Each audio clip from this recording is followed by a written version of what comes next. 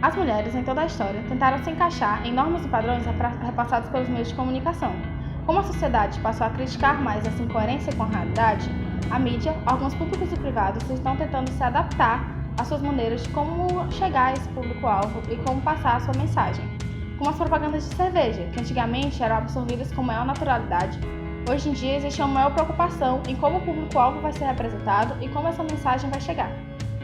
Por muito tempo, essa posição não foi problematizada, mas com representatividade sendo colocada em pauta, faz um certo público se questionar o que é realmente ser representado. Segundo Raíza Sarmento, no artigo Estudos Feministas de Mídia e Política, uma visão geral, quando falamos de representatividade, não falamos apenas do que existe, mas também se essa posição realmente retrata a função e, sobretudo, a potencialidade daquele indivíduo ou grupo na sociedade. Por exemplo, quando filmes, novelas, telejornais, entre outros produtos de mídia, não mostram mulheres em posições de comando, sugere à audiência que estes postos não correspondem a elas. Quando se problematiza a representatividade, questionamos o quanto essa representação interfere na regularidade destas nestes cargos e como afeta nas expectativas da sociedade sobre o indivíduo. Afinal, uma menina que cresce observando mulheres sendo postas apenas em funções domésticas ou sexualizadas, dificilmente se enxergaria em uma posição de liderança. Além do mais, há indicativos de que a presença feminina tende a incluir mais tópicos como discriminação e assédio sexual nos temas das notícias, ou seja, humanizar as pautas, bem como a ouvir mais mulheres. É como se as mulheres conseguissem identificar o potencial noticioso em coisas que passam longe da percepção masculina ou que tornassem mais críticos os tradicionais valores notícias. Assim, a ausência delas nesses cargos interfere na ausência de pautas relevantes para a sociedade. Quer dizer, não é por falta de qualificação, mas senão por quê? Paralelo a isso, cresce o número de mulheres que alçam cargos políticos, e isso mostra a demanda de um eleitorado por representatividade e renovação de pautas. Afinal, hoje somos 51,5% da sociedade brasileira. No entanto, no cenário político e em qualquer outro cargo administrativo e de ordem, a representação ainda é falha e estereotipada. Segundo uma pesquisa feita pelo jornal Nexo, a presença das mulheres no legislativo brasileiro aumentou para 15% das vagas em 2018.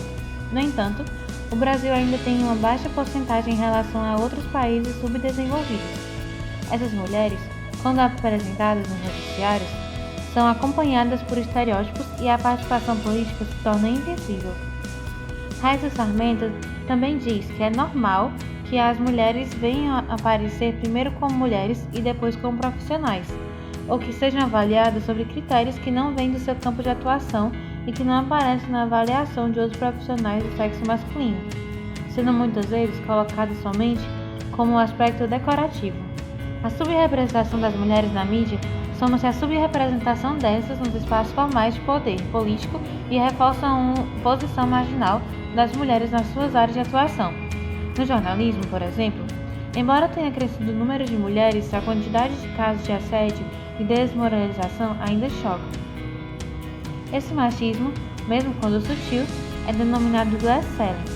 O termo foi escolhido por estudiosos para se referir ao machismo enraizado nas empresas que acabam limitando as posições que as mulheres ocupam. Segundo a pesquisa do site Mulheres no Jornalismo Brasileiro, feita em 2018, o machismo no jornalismo já virou um padrão na área. São alguns dos resultados.